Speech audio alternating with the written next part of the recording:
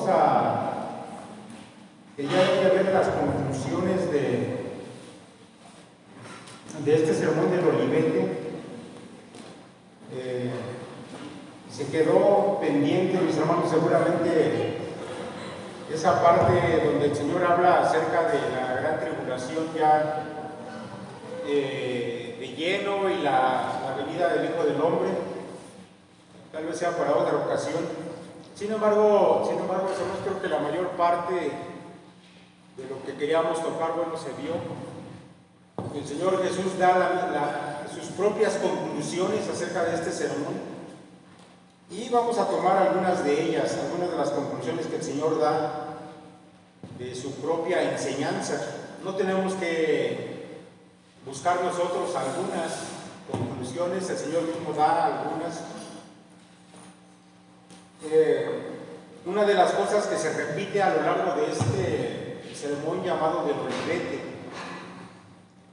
es la enseñanza de parte de Cristo de que el día y la hora en que el Hijo del Hombre va a regresar no se sabe, nadie la sabe.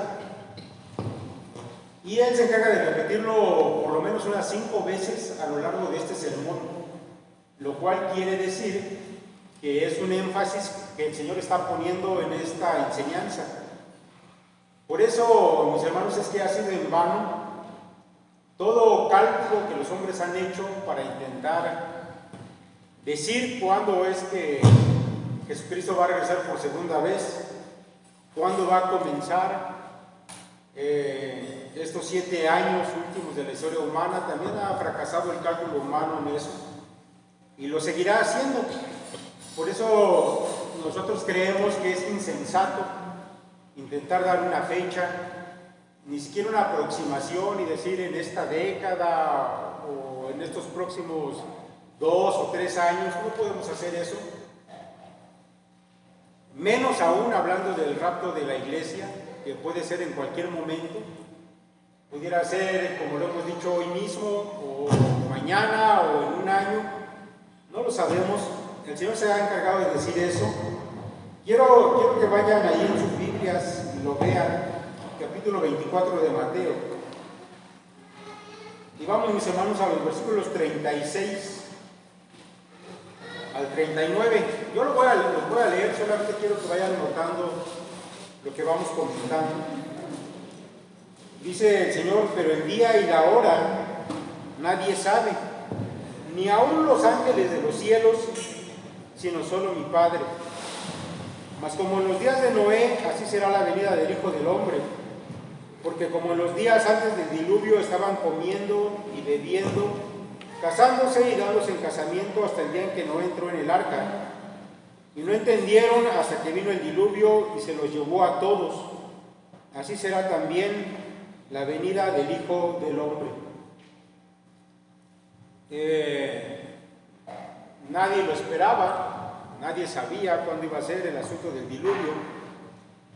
Ahorita vamos a abundar un poquito más en esto. Solamente quiero que tomen en cuenta que el Señor dice que la hora nadie la sabe, como en los días de Noé tampoco, no era algo que se estuviera esperando. Y de pronto vino, el diluvio de pronto vino.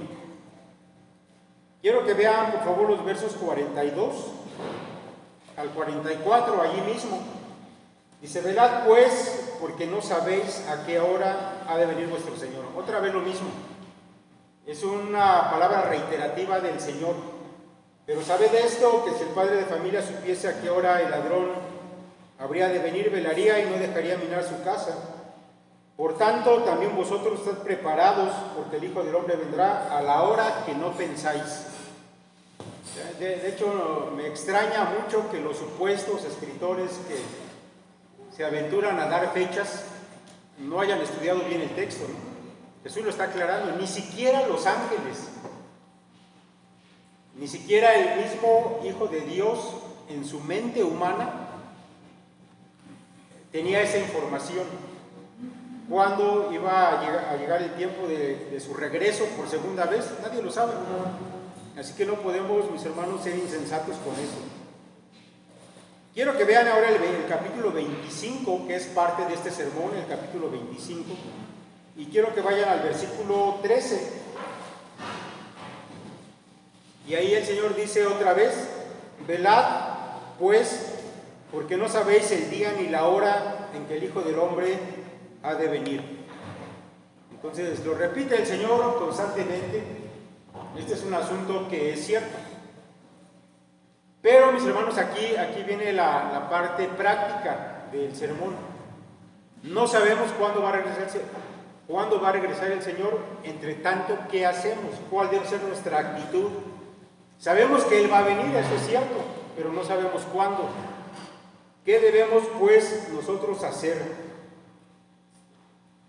Bueno, mire, quiero que regresemos a ese capítulo 24 y vamos ahí a esos versículos 36 en adelante, cuando el Señor habla acerca de los días de Noé. Y vamos a empezar a hacer una breve reflexión de todas estas exhortaciones de Cristo. Mire, dice ahí nuestro Señor: porque como en los días antes del diluvio estaban comiendo y bebiendo, casándose y dando en casamiento, hasta el día en que Noé entró en el arca, y no entendieron hasta que vino el diluvio y se los llevó a todos. Mis hermanos, en aquellos días la Escritura declara que en el corazón de los hombres lo único que había era hacer lo malo, y eso era una actitud constante. Todo el tiempo estaban pensando en sus placeres y la gente estaba ocupada en vivir su vida normal, procurando lo suyo. Ya vieron las cosas que el Señor menciona aquí. Dice que comían, bebían, se casaban, se daban en casamiento. Estaban ocupados en su vida normal, pero siempre enfocada en ellos mismos. Y lo interesante aquí, mis hermanos, es que esa generación, que parece que era una generación insensible a las cosas espirituales, no es una generación que se haya quedado sin aviso del juicio. Porque la Escritura nos deja en claro que Noé anunció a esa generación que iba a venir un juicio sobre ellos. De hecho, el apóstol Pedro, allá en 2 de Pedro 2:5, llama a Noé pregonero de justicia.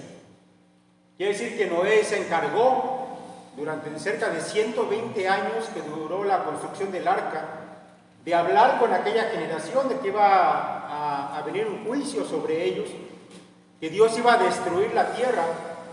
Y toda aquella generación vio que Noé estaba construyendo un gran barco, aun cuando todavía no había llovido nunca en la tierra. Así que seguramente a Noé le preguntaron: oye Noé, ¿qué estás construyendo ahí? Y Noé dijo: voy a construir una embarcación porque va a caer agua de los cielos y el Señor va a destruir todo. Y lo tildaron probablemente de loco, de excéntrico, de extremista, tal vez, de fanático. Pero Noé dio testimonio a su generación de que iba a venir un juicio y ellos prefirieron quedar indiferentes ante eso. Mis hermanos, la generación actual en la que nosotros vivimos es una generación también indiferente a las cosas espirituales. Usted sabe que esta generación está ocupada de lo propio, así como en los días de Noé. Nuestra generación está ocupada de sus asuntos, de sus negocios, de sus estudios, de sus placeres, de las cosas que tienen que ver con ellos. Cuando hay una mención de lo espiritual, bueno, es algo que no les importa mucho. Pero el juicio de Dios está pronto. ¿Cuándo? No lo sabemos, pero va a venir.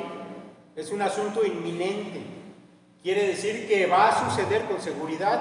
No sabemos cuándo, pero puede ser en cualquier momento. Está inminente. Es algo que va a suceder. Ahora, algo importante que el Señor dice es que tenemos que estar preparados. El mundo tiene que estar preparado por un lado, y eso implica el asunto evangelístico. La iglesia está puesta en este mundo para dar testimonio, por un lado, de la salvación, pero por otro lado también del juicio de Dios sobre esta humanidad. Yo no sé si aquí entre nosotros haya alguien ha escuchado la palabra de Dios, pero todavía no ha dado el paso para ponerse a cuentas con Dios. Tal vez haya alguno, no sé, sinceramente si hay alguno aquí, que ha escuchado todas estas cosas de los juicios de Dios que vienen, pero todavía no se ha puesto a cuentas con Dios.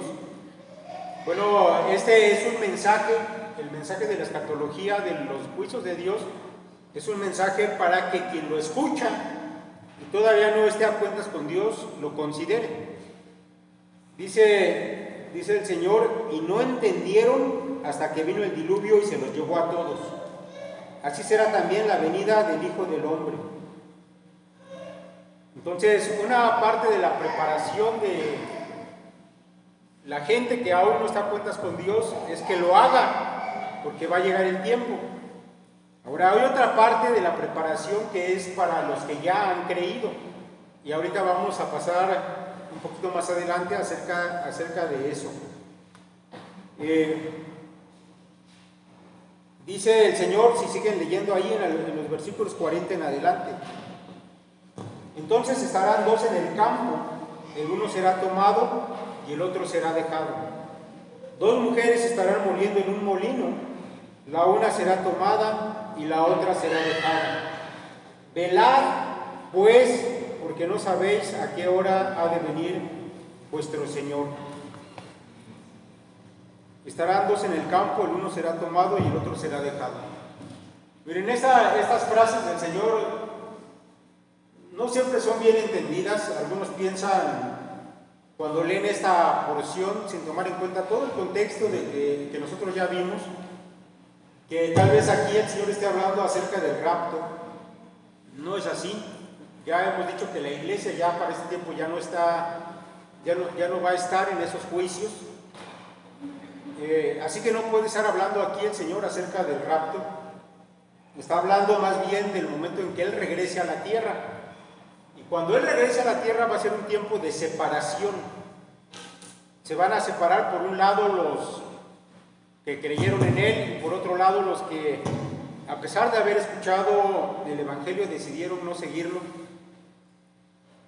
Este asunto de que dos estarán en el campo y uno será tomado, ese que será tomado no es para bien, al menos no es para bien de él. Esos que serán tomados va a ser para llevarlos al juicio, y los que serán dejados son los que van a ser dejados para vivir por 1000 años aquí en la tierra bajo el reinado de Cristo. El Señor habló acerca de estas cosas. Tal vez ustedes han escuchado que Mateo nos habla acerca de unas parábolas del reino allá en el capítulo 13. Y le voy a pedir que vaya al capítulo 13 de Mateo. Y quiero, por favor, que vayan por allá por el versículo 30. Y ahí el Señor contó la parábola del trigo y la cizaña, a la que ya hemos hecho alusión en algunas ocasiones.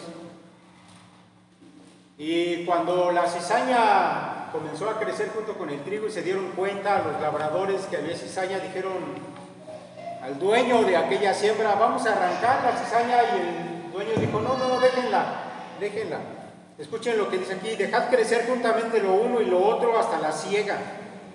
Y al tiempo de la siega, yo diré a los segadores: recoged primero la cizaña y atadla en manojos para quemarla, pero recoged el trigo en mi granero. Si vamos al versículo 39, ahí el Señor va a explicar esas palabras. Dice el versículo 39 de ese mismo capítulo, dice: el enemigo que la sembró es el diablo, la siega es el fin del siglo, y los segadores son los ángeles. De manera que como se arranca la cizaña y se quema en el fuego, así será en el fin del siglo. Enviará el Hijo del Hombre a sus ángeles y recogerán de su reino a todos los que sirven de tropiezo y a los que hacen iniquidad, y los echarán en el horno de fuego. Allí será el lloro y el crujir de dientes. Entonces ese que estarán dos en el campo y uno será tomado y el otro será dejado, es lo que está el Señor hablando también en esta parábola. ¿Sí? Van a ser tomados, los ángeles van a recoger a los que sirven de tropiezo, a los injustos, para el castigo. ¿Y quiénes van a ser dejados? Los que van a entrar al reino. El Señor también allá en ese capítulo 13 de Mateo, en los versículos 49 y 50, vuelve a repetir el mismo asunto. Dice, aquí está hablando el Señor de la parábola de la red. Los pescadores echan la red al mar y sacan tanto cosas buenas como cosas malas, peces que sirven para alimentarse y peces que no. Incluso pueden sacar basura, muchas cosas. Y ahí el Señor, cuando explica la parábola, dice: así será el fin del siglo, versículo 49. Saldrán los ángeles y apartarán a los malos de entre los justos.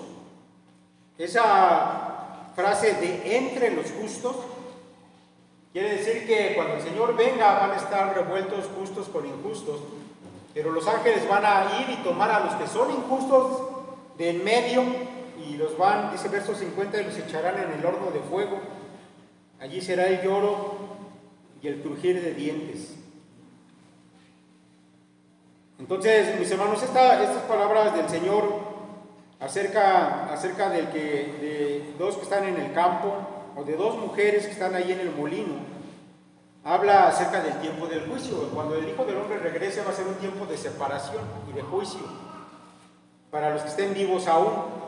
Entonces, un asunto que se nos anuncia es que ahora es tiempo de ponerse a cuentas con Dios. Si es que hay alguien que no lo haya hecho, este es un buen momento. Estamos hablando de estas cosas, de los juicios de Dios, del regreso del Hijo de Dios, de la cercanía que pudiera haber para este evento. Si hay alguien que no lo haya hecho, bueno, yo le invito a que lo reconsidere. Si tiene usted algún amigo, algún familiar que aún no ha tenido ese encuentro con el Señor, para hacerlo el Señor de su vida, bueno, mi hermano, apresure el paso. Es el tiempo que esta labor evangelística de su parte hacia los inconversos tal vez se haga más intensa, lo tome usted en serio, porque hay una advertencia de parte de nuestro Señor. Ahora es tiempo, esta generación no lo percibe, pero es nuestro deber decírselo, porque va a llegar el tiempo en que el Señor ya no va a haber oportunidad y simplemente unos van a ser echados al fuego y otros van a entrar a la vida eterna. Es así de simple. Entonces, una cosa que la escatología siempre nos hace recordar, que siempre nos trae a la mente, nos hace estar conscientes de ello, es que la salvación es importante, lo es todo de hecho, porque el tiempo está cerca, no sabemos cuándo va a ser. Ese es un asunto, ese es un primer asunto. Ahora yo quiero que vayamos a lo siguiente. Versículo 40, desde el 42 de Mateo 24, volvemos allá a nuestro pasaje base. Y aquí el Señor va a poner otro ejemplo. Dice ahí en el 42, velad. Esta palabra es importante. Velad pues, porque no sabéis a qué hora ha de venir vuestro Señor. Pero sabed esto, que si el padre de familia supiese a qué hora el ladrón habría de venir, velaría y no dejaría minar su casa. Por tanto, también vosotros estad preparados, porque el Hijo del Hombre vendrá a la hora que no pensáis. Ahora aquí es muy interesante que la venida del Hijo del Hombre sea comparada con la venida de un ladrón. De hecho, esto nos habla mucho de la autoridad de Cristo, ¿no?, para decir las cosas. Hubiera sido casi una herejía que alguien dijera que la venida de Jesucristo es como la venida de un ladrón, a menos que lo hubiera dicho él, claro. Pero el Señor toma un ejemplo que es muy sencillo de entender. Hay dos cosas básicas en esta pequeña ilustración del Señor. Número uno, que un ladrón nunca le va a avisar a qué horas va a llegar. Todos sabemos eso, ¿verdad? Se imagina un ladrón que le anunciara cuándo va a ir. Eso no pasa, no existe, no es así. El otro asunto es que si el padre de familia supiera ¿Cuándo va a venir el ladrón? Pues seguramente que podría ir doble candado y estaría alerta incluso toda la noche. Porque el ladrón, mis hermanos, no avisa a qué horas, pero si el padre se enterara de alguna manera que su casa va a ser asaltada, seguramente que velaría toda la noche y estaría preparado para no dejar que su casa, que su propiedad, que su familia estuviera en un riesgo. Pero yo creo que esta pequeña parábola de nuestro Señor la debemos ver también de otro ángulo. Debemos pensar, mis hermanos, que el padre de familia sí sabe que van a asaltar su casa, pero no sabe a qué horas. Y yo creo que esa es la idea que el Señor quería transmitir para nosotros. Porque nosotros sí sabemos que el Señor va a regresar, pero no sabemos cuándo. Todos los que estamos aquí sabemos que el Señor va a regresar, pero no sabemos cuándo. ¿Qué debemos hacer entonces? Velar toda la noche. No se puede usted dormir, porque el ladrón puede llegar a cualquier hora. Ya sabe usted que sí va a llegar. Ok, lo que estoy diciendo es el Señor va a regresar, pero no sabemos cuándo. Así que su actitud debe ser de estar velando siempre, siempre. Y esto es lo que el Señor va a intentar ilustrar a través de otras parábolas que vienen a continuación. ¿Sí? El Señor puede venir en un breve tiempo o puede tardar mucho tiempo, pero no importa cómo sea, usted debe estar preparado.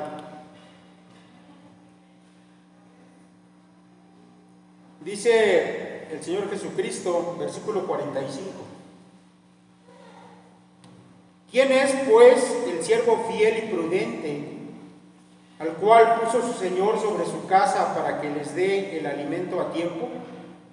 Bienaventurado aquel siervo al cual, cuando su Señor venga, le halle haciendo así. De cierto os digo que sobre todos sus bienes le pondrá. Pero si aquel siervo malo dijera en su corazón: mi Señor tarda en venir, y comenzare a golpear a sus consiervos, y aún a comer y a beber con los borrachos, vendrá el Señor de aquel siervo en día que éste no espera y a la hora que no sabe, y lo castigará duramente, y pondrá su parte con los hipócritas. Allí será el lloro y el crujir de dientes. Pues una vez que entendimos lo primero, el Señor viene, no sabemos a qué hora, tenemos que estar velando siempre. Ahora el Señor en esta primera parábola del siervo nos habla de un hombre que pensaba que su Señor iba a tardar mucho. Su Señor se fue a un viaje, lo dejó a él a cargo de su casa, era una especie de mayordomo. Y aquel mayordomo dijo: no, mi Señor se va a tardar mucho tiempo. No va a venir en breve.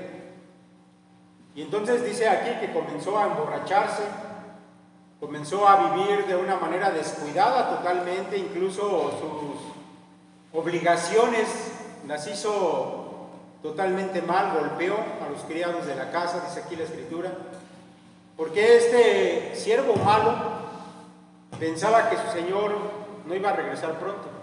Esta primera ilustración nos habla, mis hermanos, de esa actitud que puede tomar alguien ante el retraso de la venida del Señor.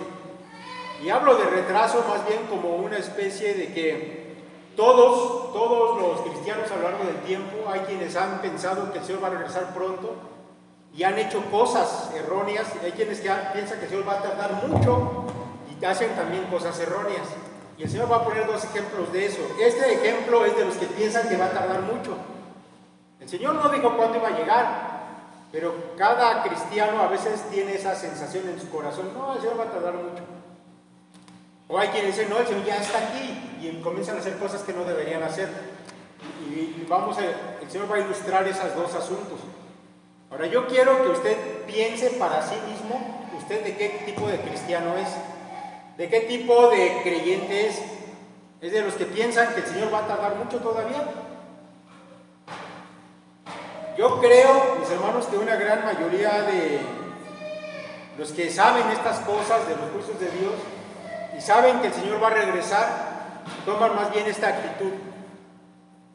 Dicen, no, es que el Señor, pues ya, seguramente vamos a llegar al día de nuestra muerte, y si el Señor nos permite morir de ancianos, vamos a llegar a ancianos y Cristo no va a regresar. A lo mejor va a tardar otros 200, 500 años, no sabemos. Y en los días de Pablo, mis hermanos, había un dicho que decía, comamos y bebamos porque mañana moriremos. Pablo lo dice allá en 1 Corintios capítulo 15. Y yo creo que muchos cristianos de esta generación son así. No, pues comamos y bebamos, porque el Señor no va a regresar pronto. Y toman la actitud de este siervo. Pero ¿qué pasa? Que el Señor regresa cuando Él no lo esperaba.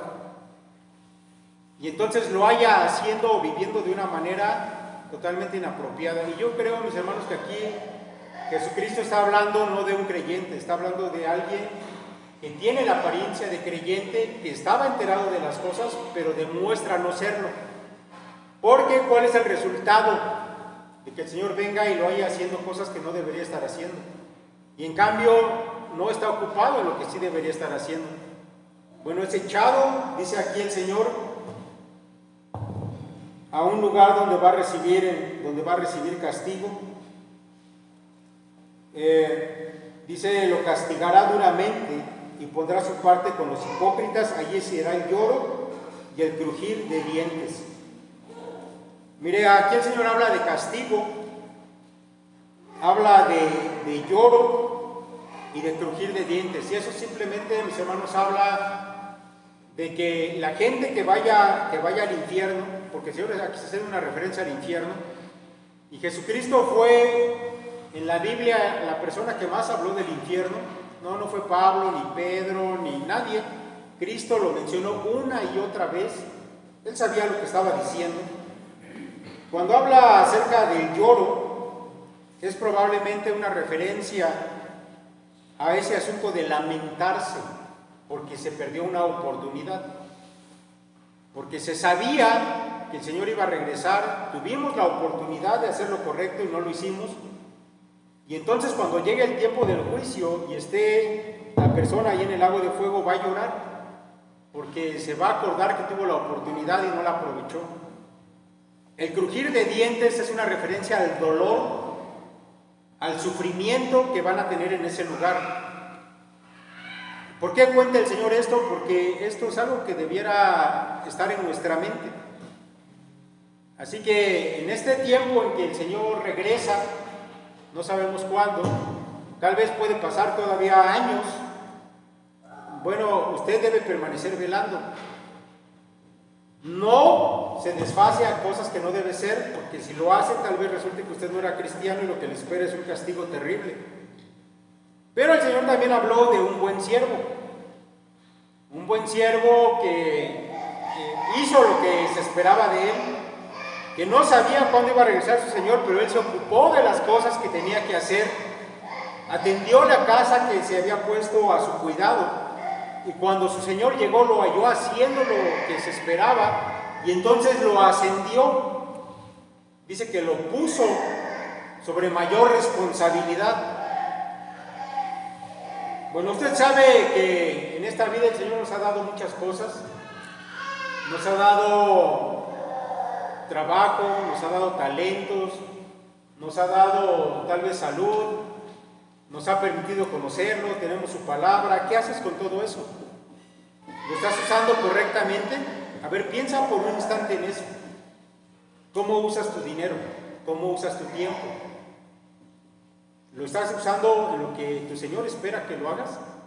¿Cómo empleas tus talentos? ¿Los haces para tu propio gozo o los estás empleando para la gloria de Dios?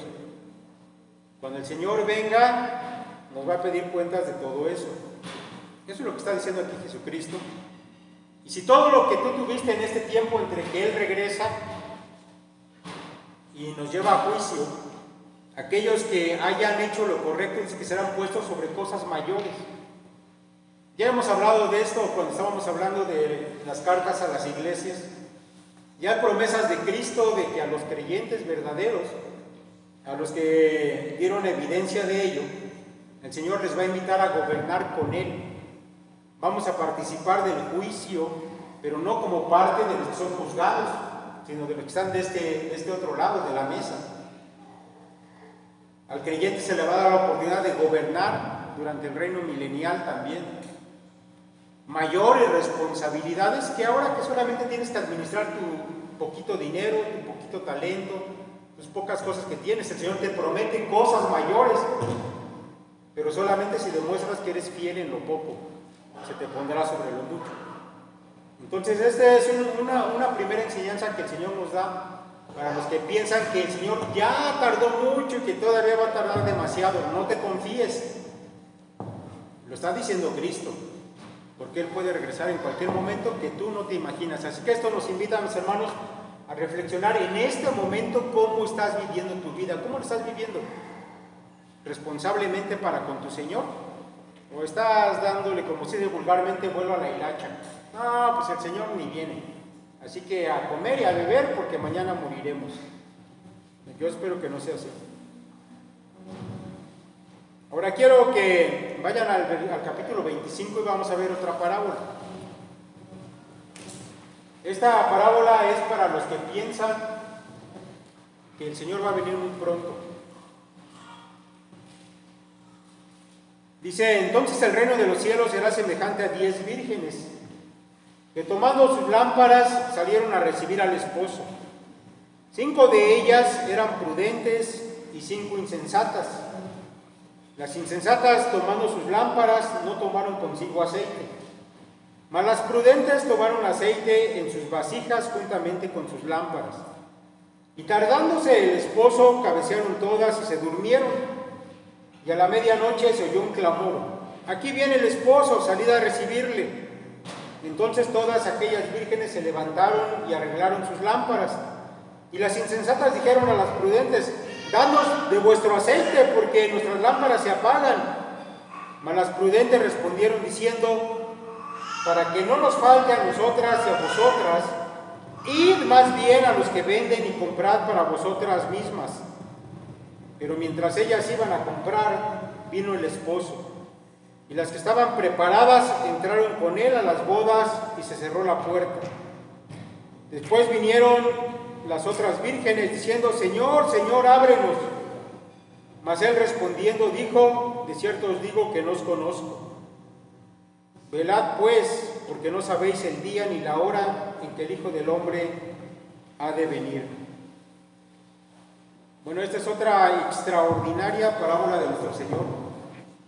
Creo que todas las narraciones que el Señor hizo, las parábolas son maravillosas.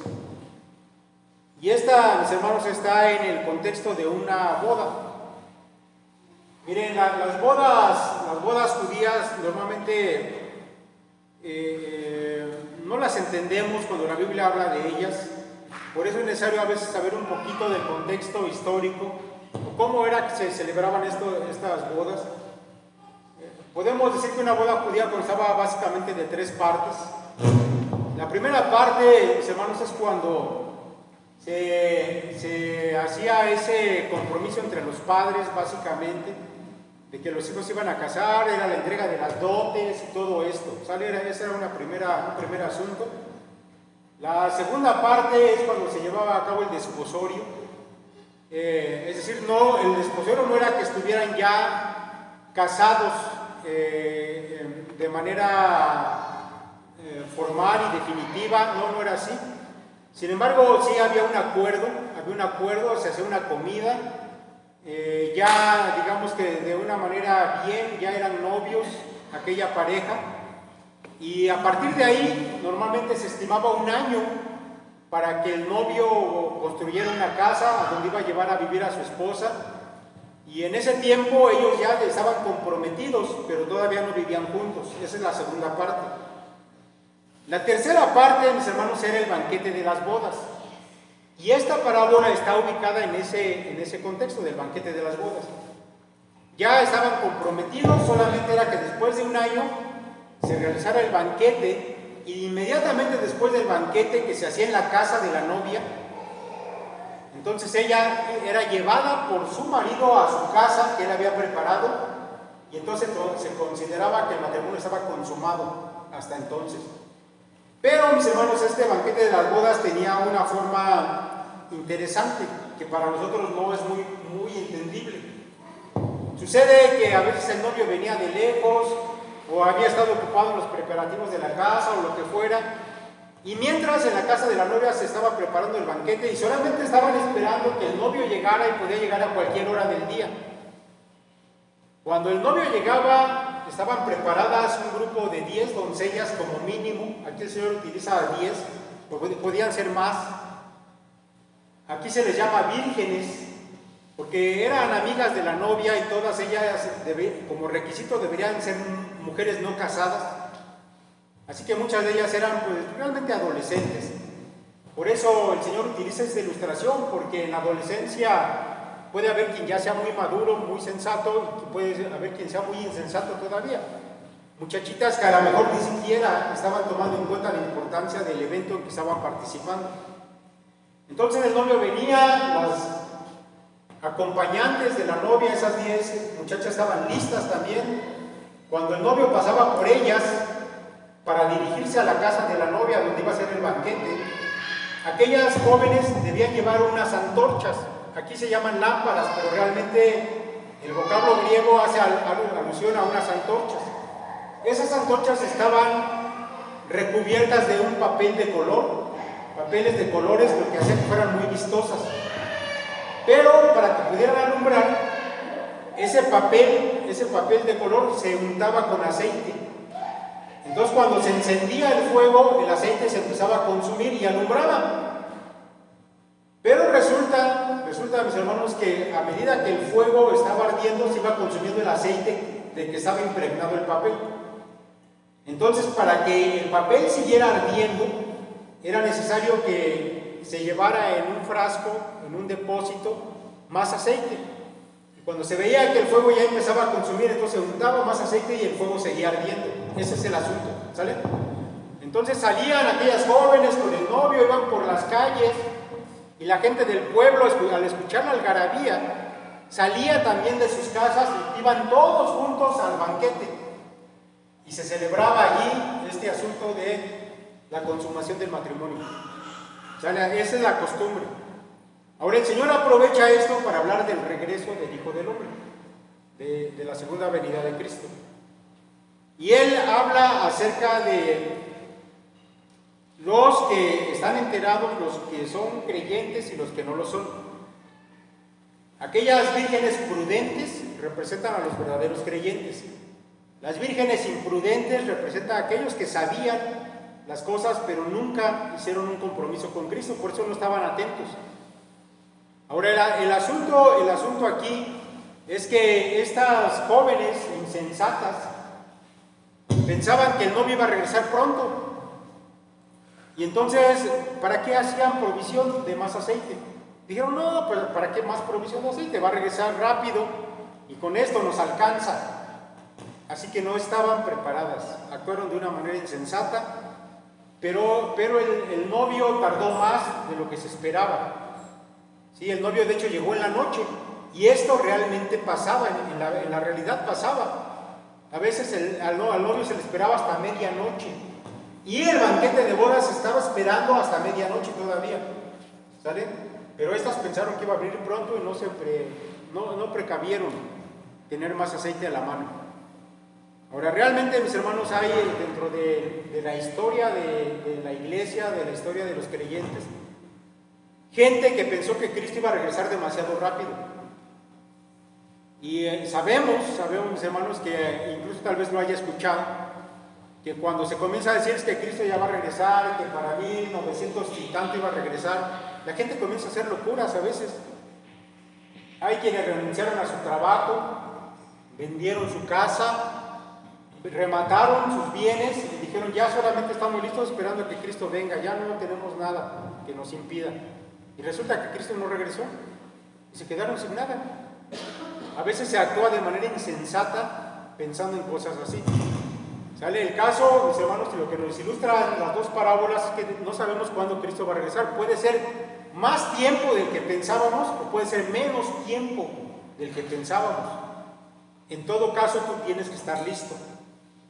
¿Sale? Así que el novio vino a la medianoche y cuando se dieron cuenta de que el novio había llegado, aquellas 5 insensatas ya no tenían aceite. No estaban listas, no habían hecho la provisión necesaria. Pero las que sí estaban al pendiente, que tomaron las cosas en serio, ellas tenían su depósito de aceite y pudieron acompañar al novio. Ahora, ¿se da cuenta de lo que pasa? Cuando aquellas fueron a comprar el aceite que no habían previsto y llegaron retrasadas, las puertas ya se habían cerrado. Ya no hubo oportunidad. Se acabó. Las dos parábolas que cuenta el Señor nos hablan de lo mismo. Ya no hubo oportunidad para ellas. Dice aquí el Señor, después vinieron también las otras vírgenes diciendo, Señor, Señor, ábrenos. Mas él respondiendo dijo, de cierto os digo que no os conozco, no las conozco. Y tal vez puedan decir es que la actitud del novio es muy dura, pero nos está ilustrando, mis hermanos, una verdad que es real respecto al regreso de Cristo. Solamente hay una oportunidad para prepararse ahora. Después ya no va a haber oportunidad. Entonces recuerda que será como en los días de Noé. Recuerda que debe ser un buen siervo que utiliza las cosas que Dios le dio ahora de manera correcta. Recuerda que el Señor puede regresar en cualquier momento. Esto es importante, mis hermanos, y yo quiero que no lo perdamos de vista. Ahora, yo quiero que consideremos algo más que yo creo que es bueno aclarar. Que todo este contexto del Sermón del Olivete es para el pueblo judío. Ya dijimos que la iglesia no se menciona ni una vez, aunque yo intenté ubicar, mis hermanos, en qué momento se iba a dar el rapto dentro de todo este discurso del Señor. Pero estas parábolas, todos lo sabemos, bueno, yo esperaría que todos lo supiéramos, los que están más enterados seguramente lo saben, tienen que ver con el pueblo judío. Pero curiosamente, mis hermanos, esa mención de que la venida del Hijo del Hombre es como ladrón en la noche, no solamente se le dio a los judíos, también a la iglesia. Y en el culto que vamos a tener más adelante, se nos va a hablar precisamente acerca de en qué cosas específicamente nos tenemos que preparar los cristianos.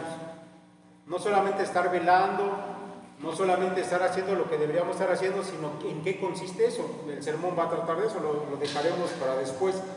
Pero yo quiero, mis hermanos, hacer notar que la exhortación no solamente es para el pueblo judío, también es para nosotros como iglesia. Y esto lo digo porque yo sé que hay algunos que sí están enterados, que se han puesto a estudiar, que saben que Mateo 25 es para el pueblo judío. ¿Sale? Ahora yo quiero que busquen en sus Biblias dos pasajes, mis hermanos, de uno de las epístolas paulinas y uno de Pedro. Primera Tesalonicenses, por favor. Vayan a Primera de Tesalonicenses y vamos a ir al capítulo 5.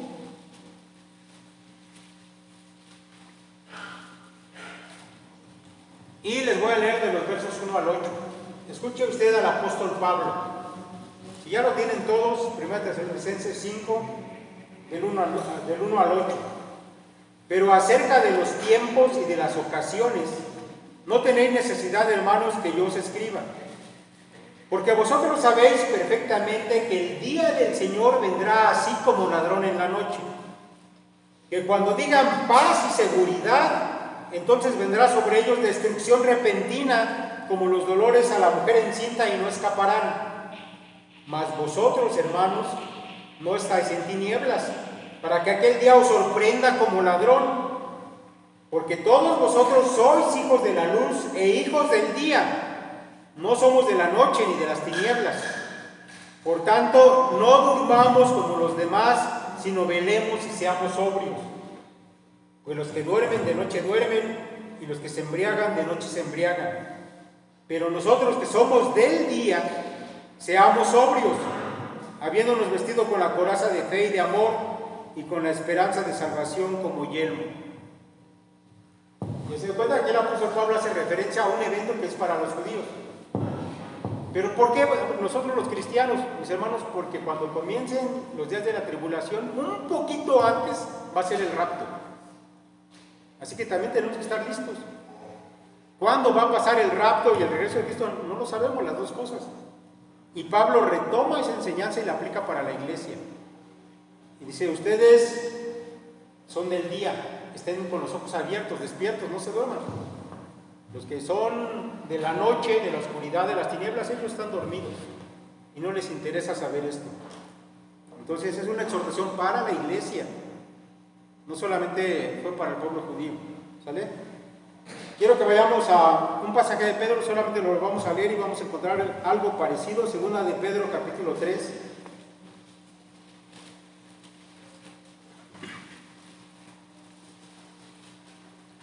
Y lo voy a leer yo a partir del versículo 10. Allí dice el apóstol Pedro también a la iglesia, si ya lo tienes, segunda de Pedro 3, 10.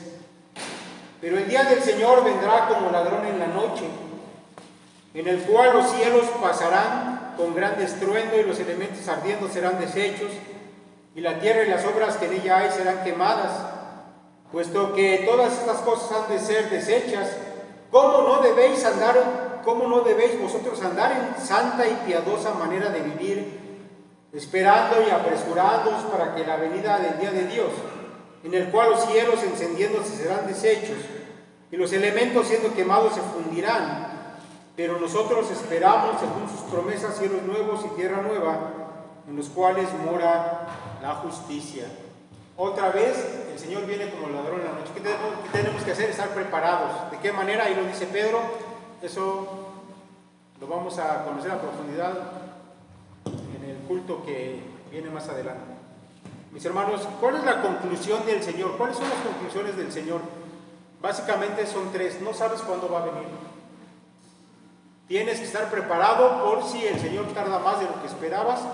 Y la otra, tienes que estar preparado por si el Señor regresa ahora, ya en estos días. Haz lo que te toca con lo que Él te ha dado en este tiempo. Si tú administras correctamente lo que el Señor te ha dado, tendrás responsabilidades mayores. O puede ser que este tiempo solamente demuestre que no eras lo que tú pensabas. Y entonces lo que espera para quienes no eran verdaderos creyentes, pues es un terrible juicio, el castigo, el arrepentimiento por toda la eternidad de no haber aprovechado la oportunidad. Así que, mis hermanos, Dios quiera que no sea así con ninguno de ustedes, que todo esto que hemos platicado en este campamento lo atesoren en su corazón, que a partir de hoy, si es que no lo han hecho, reconsideren la manera en que están viviendo, la manera en que están gastando su tiempo, sus recursos, su inteligencia, su dinero, la salud que Dios le da. Tal vez algunos han estado enfermos incluso de COVID, y eso les ha servido para reflexionar qué estaban haciendo con su vida. Bueno, pues reconsidérenlo mejor a la luz de que Cristo regresa en cualquier momento, y procuremos ser gratos delante de nuestro Señor. Mis hermanos, vamos a dejar por hoy hasta aquí, con esta breve exhortación de parte del mismo Señor Jesucristo para nuestra vida. Yo creo que es algo digno de meditar y que deberían estar pensando durante los próximos días y cambiar nuestra actitud hacia lo que es correcto.